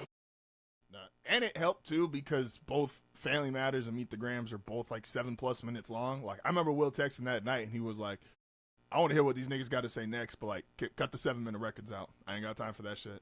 Ain't nobody got time for that shit. And I was like, Get I on with it, feel my it. nigga. Yeah, like, I remember listening to Meet the Grams like, damn, that shit taking forever. That shit long. Like he was getting to the shit, but I'm like, all right, my nigga. And then we get the Heart Part 6 Sunday night. I'm not, and again, I'm trying to be honest with how I felt in real time. The Heart Part 6, the first time I listened to it, cool. Now I'm on record of saying like I'm not a big Mr. Morale. Like that album to me is like it's very I've listened to it. I don't really go back and replay it. It's not high on my list. So I know there was the connection people started pulling out was like the whole Drake saying, "Oh, you pulling this shit out because that happened to you," and that's a reference to one of the songs. In real time, I wasn't thinking about it because again, I didn't really fuck with Mr. Morale like that. I liked the Heart Part 6 the very first time I listened to it. Won't lie. Besides the fact that it has AI, this would be probably the second worst aging song. Like, tailor-made because the AI is obviously, it ages horribly and just horrible in idea. Heart Part 6 ages the worst because... No, Family Matters ages way worse than any of these records. That nigga had no energy in Heart Part 6. It was like he was rapping, but it was like you could He was tell. defeated. He was defeated. And that's I'm like, at least in Family Matters, I'm like, all right, this nigga's ready to go. Like, yeah, a lot of the quotables don't hold up, especially like that the whole West Coast shit at the beginning is like, you know, who really bang a set, and it's like, well, all these niggas a couple months later is dancing at your funeral. Shout out to I mean, them niggas do really bang a set though. yeah, and they playing not like us with a set going. No, it ain't that they don't bang a set. It's the fact they ain't your niggas. Yeah, it was like, man, like you chose. Cause who all did he say? YG, Well, Chris Chuck is Brown, and still Chuck riding with you. and Chuck is Drake, still right? He said. Didn't who he say? He Chris said Brown, YG YG, and Game. in game. And Game, the only nigga that came out like several months later, was like, "Yeah, Drake's my nigga." Like, what Chris Brown do? Like, I don't think he came out and said nothing on either side, but I don't know. no, the superstars stayed the fuck out the way. Like, they was just like, let these niggas fight and blood each other up. But Chris, there's multiple videos of Chris like dancing to Not Like Us, like in clubs or at his shows, and so.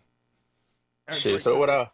Drake took the stance of, if any, and this is the part that made it like, this is the. And I don't want to skip ahead, but part of the reason why I think a lot of these aged horribly was a lot of Drake's personal actions post the records coming out.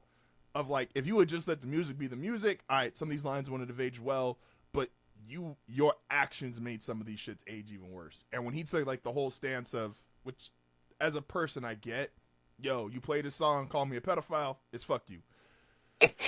So as you Was that? Did he come out and say that? Is that a part I missed? He was letting it be known because they even did the. No, I'm legit asking because I'm like I know it's probably some shit I might have missed in some of this and like during that time, so that's why I'm just asking. The Michael Rubin party where they did the all white party with all the celebrities, is that the story was that Drake was supposed to come later, and once he came on, like that shit was supposed to be dead. Like he was only going to go on the which again, as a person, I get. I don't want niggas singing the song, calling me a pedophile. Like, I get that. But this is also rap, and you know what you signed up for when you decided to antagonize the 5'5" nigga in his basement. But I think I can agree with the stance if you my nigga, if you my homie, if we friends or some shit like that. I think I can understand that stance of it. Like, if y'all niggas just Hollywood friends or some shit like that, then it's like. Whatever, nigga. But that's approved to Tony's point earlier of like, because he did that and it was like niggas are still listening to that record because it was the #1 record in the world. Is it showed, all right, Matt, like people fuck with you in the sense of you this big artist and you're worth a lot of money because if we do a feature with you, like that song's gonna go #1.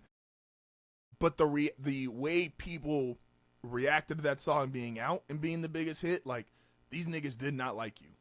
And so it kind of made everyone start asking, like, bro, what did you do to everybody? Like, everybody can't hate you besides the dudes on your payroll. I don't even think liking the record mean you don't like Drake though. I agree. I still fuck with Drake. I also fuck with Not Like Us. And that's what I'm saying. I'm more so saying like, if a nigga diss me, y'all niggas better not be outside dancing to it. That's my that's my stand. Like now, if Matt is outside dancing to it, like But you have that I'm not gonna be stance. mad at Matt for dancing to it because Matt is your man. Like I don't know Matt like that, so it's like Can you say that though? If you also have, because it sounds hypocritical when you have back to back, and when back to back was going crazy, you was playing that shit every single set.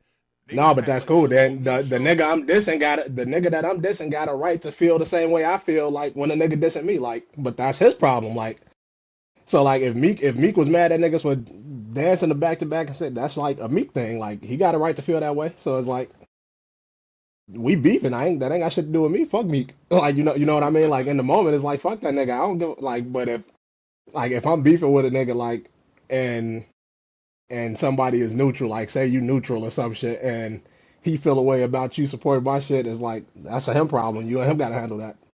Fuck that nigga. um, Hold on, I'll be right back, yeah. yeah, you good. Um, so obviously, I said a couple times where like Kendrick changed the narrative on Drake, and some of that was even beyond just the records coming out. Like the pop out show was fucking crazy, Well, if he fantastic did show. though, You don't think he changed the narrative on Drake, like to the masses? honest, I no, I don't think he did. I really don't like because what narrative did he change about Drake that people didn't generally think? Like if you think Drake's a if you really think Drake's a pedophile based on these records, you already thought the nigga was a pedophile. Or you already thought he was attracted to like younger women based on the things he did. Because the Georgia Smith rumors and shit was out there in 20 when did Scorpion come out? In 2018, 2017? Like those Yeah. things were already out there then. That was 6, 7 years prior to this whole shit kicking off. The clips of him with the girl at the concert and stuff like that, whatever happened there, that's been out for over a decade. So it's like if And also you SZA too. Wasn't that one of the ones people was going at? I don't think no, they much closer in age. Um But but to like all the other shit, like if you legit think Drake's a pedophile, you already thought Drake was a pedophile. Now, if you thought if you because I don't really know no other narrative about Drake that could be spawned from this other than like oh like Drake's a loser because like he lost a beef and like some of his actions, but that was already a thing going on based on like his like how the shit he had to say about Meg prior to this, like how he was going about disrespecting her and some of the lines he had on for all the dogs, which predated this when he dissed the one of the entertainer girls, one of the musical girls, I forget her name, but he had something to say about her. And just like how he was moving all prior to this. So it's like I don't think Kendrick changed the narrative about Drake based on his beef. I think that he gave people that thought Drake was lame like more ammo for sure.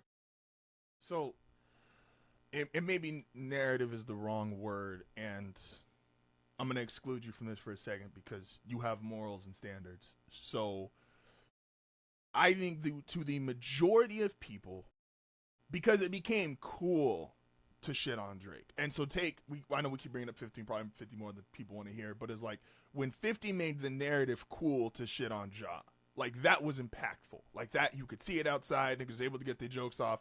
Verse, again, and we've discussed it here, it was like, if you look at the records Ja had out at the time and the run Ja was on before that shit popped off, like Ja was Drake before Drake. And so Drake being this guy that, yeah, you could look at him, and if you got moral standards and can look at your own two eyes, you already kind of start leaning like, all right, dude's moving kind of weird, he's acting kind of funny. But this was the reason why, like, he was untouchable.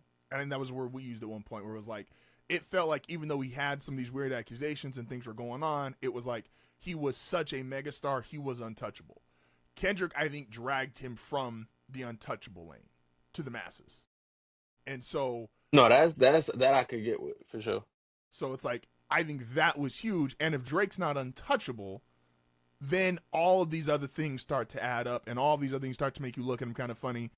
And I also, to say all that is like, because to kind of talk about the long running impact of Drake is, I do think music is music, and like Nokia kind of proved it. And I don't like Nokia, but if enough Fuck with no kid. records, if enough records come out, and Drake does what he does, uh, I'm not saying he's ever going to be back to what he was, because that might be impossible to get back to a second time. Because I think the only thing I've ever seen do that is shout out to the white boy. M's the only person I think I've ever seen get to like untouchable status twice in his career. Um, but the music will play out long term, and Drake will get back to being, you know, a superstar, et cetera, putting out albums and doing all this stuff. I do think he also lost out on the big three argument, wherever it's been, how people have felt like for years. I think he is now clearly, like, that's a loss for him. He will never be considered the number one of that group ever again. Like, niggas might still have him above Cole, which I get, I might personally disagree with, but I get. Niggas will never put him over Kendrick again in the big three conversation. So that's, I guess, more that's the narrative, and maybe narrative again is the wrong word, but that's where I think he really lost out on, and that shit will never be the same. Kendrick's run in all of this, what's the best way to ask this? Because it's a weird run, because when you think of like the other great runs in hip hop history, like 50's the only other one that really like coincides with like Beef and Heavy of when he elevated.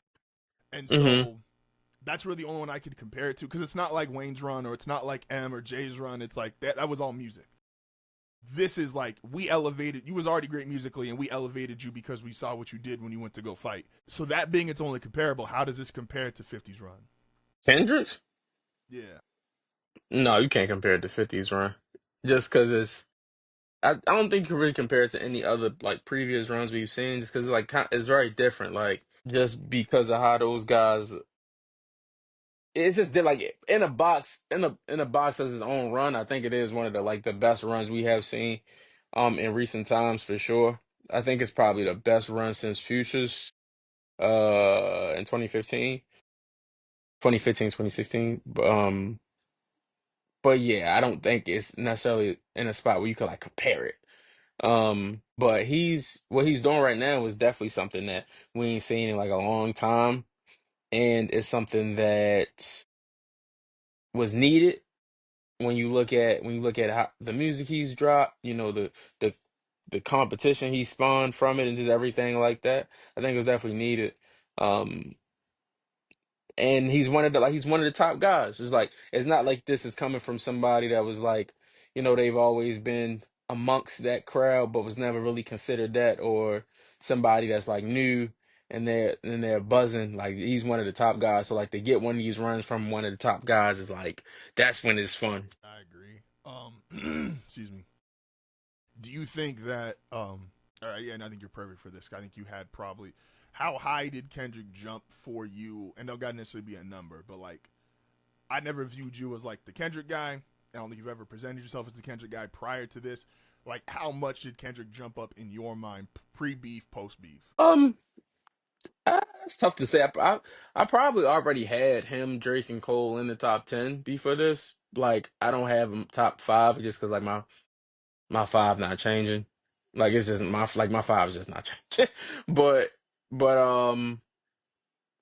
as far as Is he as closer far as to how high, six? yeah, I was about to say he's Yeah, probably closer to six now. He's probably closer to six now for sure than previously. he was throwing haymakers, man. It was some shit that like. Now, obviously, obviously they didn't like each other, and that was very well known knowledge. But the level of hate that Kendrick truly had for Drake was not fully exposed to the world until this moment. And Right. it should let everybody know, like, it don't matter how big you are, like, either star wise or just physically. It don't matter what kind of weapons you got, who's your home. If a nigga really hates you, like, this is why we say don't fight crackheads. If a nigga is really willing to die behind this shit, like, because again, even on GNX, like, the line of he's like, yo, I burden the ones that love me, go out like a crash dummy. I'm like, Kendrick was willing to go to levels that just were not, and no one should. Again, no one should put out a Meet the Grams. No one should be telling people's parents, yo, I hope your kid dies. No one should be talking to other people's firstborn child. If you're not willing to go there, stay out of this shit. Like, let bro be crazy in the corner. Like, that's not the nigga you want to fight. And that, and I'm not trying to steal someone else's opinion, but that was where, like, looking back on it, Drake was definitely arrogant in this. He did think, yo, not only am I the bigger star, and Drake could rap his ass off. Like, and that's the one thing I feel like does get somewhat taken away. Like Drake could rap his ass off, and this did prove, like to Will's point earlier, of like if you just want to take rapping word for word, cool. It's probably it's comparable, but the delivery, the energy, the style in which Kendrick approached this whole thing, Drake couldn't match that. So it didn't matter if the bars were close or if the bars were comparable. Like somebody came in there with energy of like, my nigga, somebody got to die when we walk out this circle, and it's not gonna be me. Like Yeah, he was it was like metaphorically like he was willing to die about this shit. yeah, and it so shout out to Kendrick, hell of a run. Um, a year post one of the greatest beefs in history. Um, and again, I agree with you. Like the ranking beefs are weird because again, the 50 Josh shit is so centered around violence. I know 50 that and Ja will never be like something that I compare other issues to because like it has nothing to do with music. correct, and so like I know a lot of people pull like Hove Nas, but I'm like, even with Hove Nas, there's like not the level of 50 Like Josh, but like like there's 50 Ja and Jeezy Gucci is always like in their own yeah, like boxes to me. yeah, Those are never situations where I look at it and be like, oh yeah, this is just now Jeezy and Gucci's beef stemmed from music, but it mm-hmm. went too far left from music. Yeah, so those are obviously more street shit, real shit, and so the other one again, Hove Nas, because of just the level of artist. Probably there's a comparison there. Again, I think because of the level of outside, I still feel like Hove and Nas at that point of their career, that probably is still more violent than this. Again, like these are two niggas in their house. Like, yes, there was a bunch of dope records that came out of it. There was some violent records that came out of it, hateful No, records that it's, came out I of it. mean in their house from the standpoint of what? I think Kendrick did this shit in a dark room in his basement. No, that's Like, fine. I don't disagree. I'm saying that like Drake is very much not in the house, which is how Drake we even was get here. at so We don't get you here if Drake is in the house. that's true. You said that during the beef a lot, which is like Drake is outside too much. And so I guess I want to elaborate on that real quick before we close out. Oh, of like he's outside too much. Yeah. He's just outside. Like he. We know too much about Drake. Like we don't know anything about Kendrick. We don't know anything about Cole. Like we know way too much about Drake based on what he shows us, or like just what he's around. And I think that's the issue. It's like if Drake was a little less known, or if we didn't know as much about Drake, his likes and dislikes, the women he hangs around, or blah blah blah. I don't think we're at this point, at least not to this extent where he's he's being called a pedophile every night in football stadiums. Or have we now the actual last question. Is this should accusations be the way beef works going forward? So obviously there's other ones, but like They've Drake's always been been that way though. but the I guess to these level, like so obviously Push got the kid shit off, and that one you could say started as an accusation we found out was true. Kendrick and Drake Hmm. obviously threw mad accusations at each other. Again, I'm playing all the accusations as if they're false, with the acknowledgement of like Kendrick. I don't believe to the people, which at some point this strategy can work against Kendrick. Kendrick is around too many people, in my opinion, to say some of the shit he says. That like you around niggas that have done fucked up shit. Like don't try to play this holier than thou card to me. And Drake has done too many questionable things in public where I'm like, I ain't gonna call you the word. I also probably am not gonna be horribly surprised if something comes out 10, 15 years later. And that's just the way I look at it. But again, like our accusations be the way of like, oh, this nigga's touching people or this nigga's doing this. Like, is that gonna be the way we just view like how niggas are gonna engage in rap beefs going forward? I think we always have like one of the biggest ones that we talked about stem from Tupac saying Biggie set him up.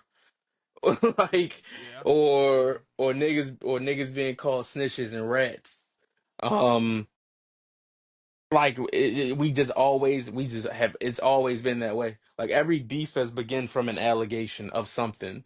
You know, like Hove saying Nas ain't ready to go against him. You know, like Nas don't ain't lived the life he rap about. That the allegation of that. You know, like every beef we can imagine stems from motherfucking a nigga alleging something against another nigga. Mind you, we didn't ask to know any of this, but but that's where it comes from. Yeah. No, that's valid. Now, once you, someone puts something on your jacket, just as a man, you gonna respond. Um, it will anybody challenge either of these two niggas in a beef ever in the future? I don't think you get anything by doing it to Drake after what happened here. And like I don't think anybody carries the hate to do it with Kendrick. That's yeah. I was gonna say I think it's probably gonna be up for the next nigga that beef with Drake though, because it's like I think beef wise from what we been saying from Drake is like he willing to do it, but I think Kendrick just wasn't the nigga for him to do it with. But I think if it's just a rap beef with anybody else, I think Drake will still he'll still make it tough for niggas. Who more of a psycho, Kendrick Lamar or Joe Goldberg? Joe Goldberg. Nigga, please. Like I like every season this nigga is trying to convince himself that he ain't a murderer. Like the out the gate, like that's the first thing he trying to justify why he did what he did, and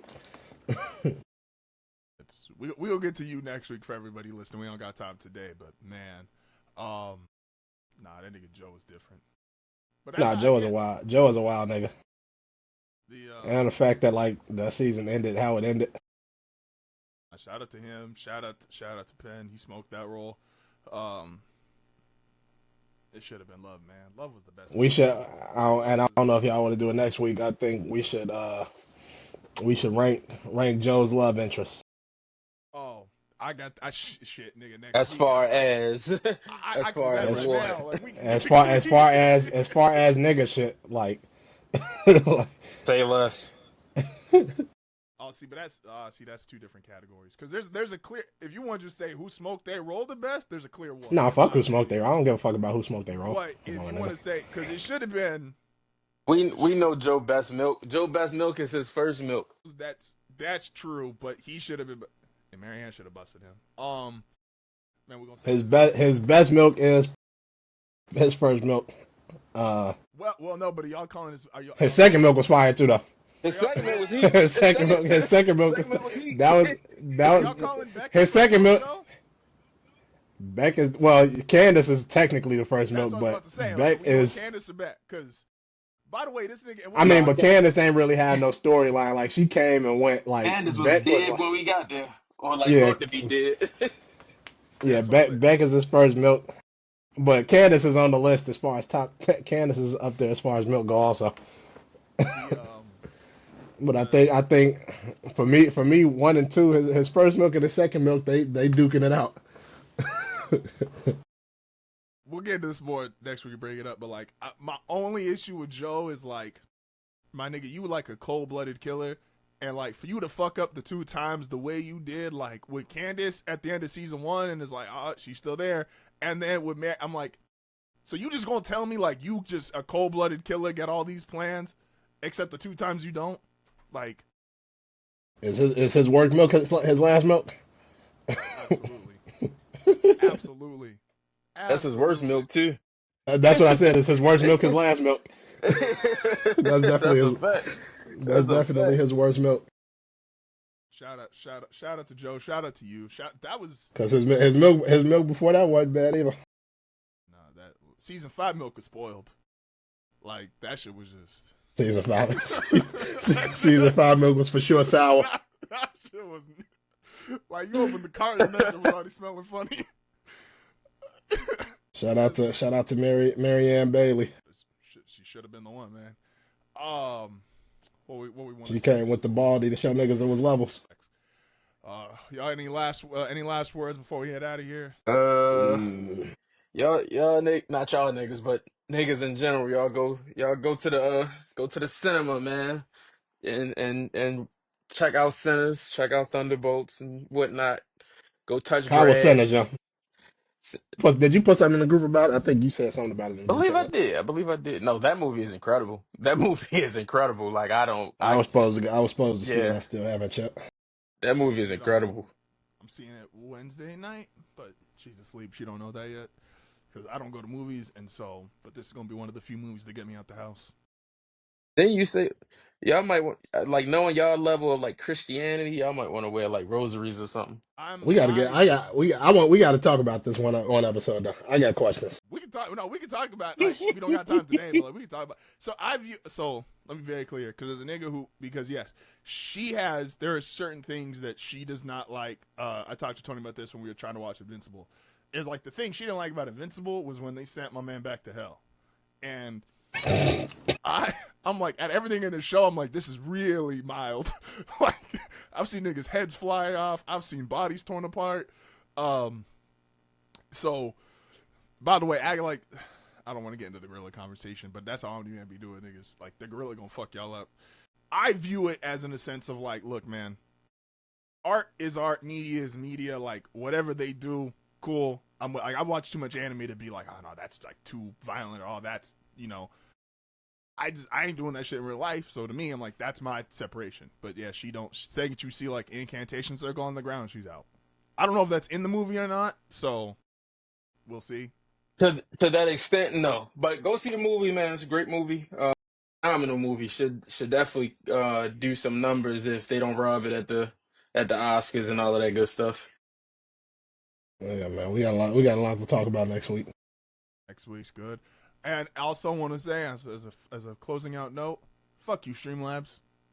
I'm gonna post a video of like all the shit I had to do last week with just the amount of time shit was going in that. Like, y'all niggas want, and Zoom, because we still on the free plan on this shit, and I'm like, Zoom wants money for like doing a whole bunch of nothing, man. So I'm starting my beef now.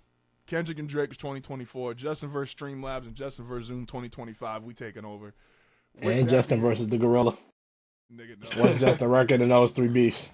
The 0-3. gorilla, I ain't even show up to the gorilla. The gorilla he got might he might whatever. get Streamlabs out of here, but but Zoom and the gorilla, You say he nah. 1-2. I ain't showing up for the gorilla. I ain't showing up. I ain't. Shout out to niggas that was trying to like throw like the offensive and defensive line. Like Van was talking about, yo, you need like 30 Vince Wilfork niggas to go start. And I'm like, the gorilla Well, gonna Any start. any niggas what entertaining this shit like they, seriously, like you're out. Like all they Oh need is man, 50 Tonys and 50 Justins. And they, nigga. Hey I mean, man, Tony Yayo did start the You Can't See Me. hey man. So With I hate that for Justin. that being said, appreciate y'all for listening. As always, don't forget, check out Heartfelt Radio Monday through Friday. A&M every Thursday we drop it. 90 Feet will be back this week. And Will and Tony will be joining me on Heartfelt Radio at some point. Will said he waking up at 4 a.m. to join me. Thanks.